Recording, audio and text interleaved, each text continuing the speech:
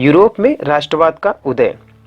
तो जब हम बात करते हैं यूरोप में राष्ट्रवाद के उदय की, तो दोस्तों जब राष्ट्रवाद की बात आती है तो यूरोप में सबसे पहले राष्ट्रवाद फ्रांस से शुरू हुआ और फ्रांस से ही, ठीक है, राष्ट्रवाद यूरोप के दूसरे देशों में फैला।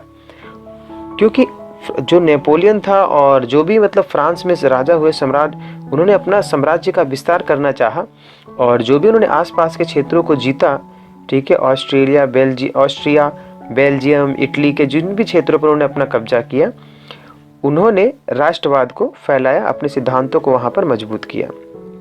और इस चैप्टर को अंत तक देखें, इसमें आपको जो है इंटरेस्टिंग कहानियाँ भी मिलेंगी जो नेपोलियन बोनापार्ट की भी है, ठीक है, कि किस प्रकार से और महिलाओं ने संघर्ष किया अपने अधिकार के लिए, ये सारी चीज़ें आपको इसके अंदर मिलेंगी।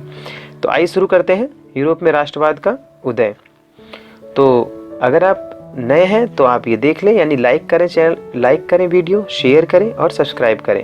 अगर आपका कोई सजेशन हो तो इस वीडियो के नीचे कमेंट सेक्शन होता है, वहाँ पर जाएं और वहाँ पर अपनी बात को लिख दें, वो हम तक पहुँच जाएगी। तो आइए दोस्तों शुरू करते हैं राष्ट्रवाद, ठीक है। 1 मिनट के लिए मैं ज़रा ये नोटिफिकेशन ऑफ कर लेता हूँ इसकी वजह से, क्योंकि बार बार डिस्टर्बेंस होगा। तो यहाँ पर जो है राष्ट्रवाद की जब बात आती है तो राष्ट्रवाद है क्या, सबसे पहला प्रश्न ही यही उठता है। तो देखिए, किसी भी राष्ट्र के सदस्यों में एक साझा पहचान को बढ़ावा देने वाली विचारधारा को ही राष्ट्रवाद कहा जाता है। राष्ट्रवाद की भावना को जड़ जमाने में राष्ट्रीय प्रतीक, राष्ट्रगान आदि की महत्वपूर्ण भूमिका होती है, जैसे कि हम भी राष्ट्रगान गाते हैं, ठीक है। इसके साथ ही एक हमारा झंडा भी है, तिरंगा, ठीक वैसे ही एक झंडे का निर्माण किया जाता है और कोई एक प्रतीक रखा जाता है। ओके, तो यूरोप में राष्ट्रवाद का उदय कैसे हुआ, आइए जान लेते हैं। 19वीं सदी के मध्य के पहले यूरोपीय देश उस रूप में नहीं थे जिस रूप में उन्हें हम आज जानते हैं। यूरोप के विभिन्न क्षेत्रों पर विभिन्न राजाओं का राज हुआ करता था, बहुत सारे छोटे छोटे राज्य हुआ करते थे। आज जो यूरोप है, यूरोप में जैसे 30 से ज़्यादा कंट्रीज़ हैं, 30 से ज़्यादा देश हैं, एक छोटे से ही कोई खास बड़ा क्षेत्रफल नहीं है, फिर भी 30 से ज़्यादा देश हैं। वैसे ही उस समय भी बहुत ज़्यादा छोटे छोटे राज्य हुआ करते थे। इटली में ही मैं आपको बता दूं कम से कम 7-8 राज्य थे, जो कि इटली एक छोटा देश है, फिर भी वहाँ पे 7-8 राज्य थे। तो यूरोप के विभिन्न क्षेत्रों पर विभिन्न राजाओं का राज हुआ करता था। ये सभी राजतांत्रिक शासक थे जिन्हें अपनी प्रजा पर पूरा नियंत्रण हुआ करता था। उस काल में तकनीकी में कई ऐसे बदलाव हुए जिनके कारण समाज में आए बदलाव ने राष्ट्रवाद की भावना को जन्म दिया। सन 1789 में शुरू होने वाली फ्रांस की क्रांति के साथ नए राष्ट्रों के निर्माण की प्रक्रिया भी शुरू हो गई, ठीक है। फ्रांस में जब जो राजतंत्र था वो नष्ट करके, ठीक है, प्रजातंत्र कायम किया गया। लेकिन इस नई विचारधारा को जड़ जमाने में लगभग 100 साल लग गए। इसके परिणाम के रूप में फ्रांस का एक प्रजातांत्रिक देश के रूप में गठन हुआ, ठीक है। प्रजातांत्रिक का मतलब कि प्रजा, जो जैसे आज हमारे यहाँ पे लोकतंत्र है, वैसे ही वहाँ भी प्रजातंत्र हुआ। जो वहाँ की जनता थी उन्होंने, ठीक है, सरकार कायम की। यही सिलसिला यूरोप के अन्य भागों में भी चलने लगा। 20वीं सदी की शुरुआत आते आते विश्व के कई भागों में आधुनिक प्रजातांत्रिक व्यवस्थाओं की स्थापना हो गई। आइए विस्तार से बात करते हैं फ्रांसीसी क्रांति की। मैंने आपको बताया कि फ्रांस से ही पूरी यूरोप में फैला राष्ट्रवाद यानी नेशनलिज्म। तो आइए अब उसकी फ्रांस की बात कर लेते हैं विस्तार से कि फ्रांसीसी क्रांति आखिर है क्या। तो राष्ट्रवाद की पहली अभिव्यक्ति फ्रांसीसी क्रांति के कारण फ्रांस की राजनीति और संविधान में कई बदलाव आए। सन 1789 में सत्ता का स्थानांतरण राजतंत्र से एक ऐसी संस्था को हुआ जिसका गठन नागरिकों द्वारा हुआ था।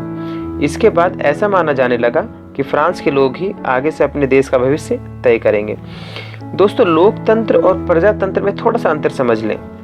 लोकतंत्र का मतलब होता है कि आज़ाद, यानी कि लोग जो है विस्तार पूर्वक, और लोग ही अपने प्रतिनिधि चुनते हैं और वो चुने गए प्रतिनिधि ही उन पर शासन करते हैं। लेकिन यहाँ पर थोड़ा सा अलग हो जाता है। वहाँ पर सर्वोपरि लोगों के द्वारा चुने गए प्रतिनिधि होते हैं, लेकिन यहाँ प्रजातंत्र में सर्वोपरि राजा होता है और बाकी जो कार्य होते हैं वो प्रजा करती है, ठीक है। तो उसके बाद ऐसा माना जाने लगा कि ठीक है, तो ये तो आप समझ गए। आइए अब आगे बात कर लेते हैं राष्ट्र की भावना की रचना कैसे हुई। तो क्रांतिकारियों में एक साझा पहचान की भावना स्थापित करने के लिए कई कदम उठाए गए। उनमें से कुछ यहाँ पर दिए गए हैं, जैसे एक पितृभूमि, ये बहुत ही इंपॉर्टेंट है, जरूर पूछा जाता है, तो आप इसे ध्यान से सुने और याद करें।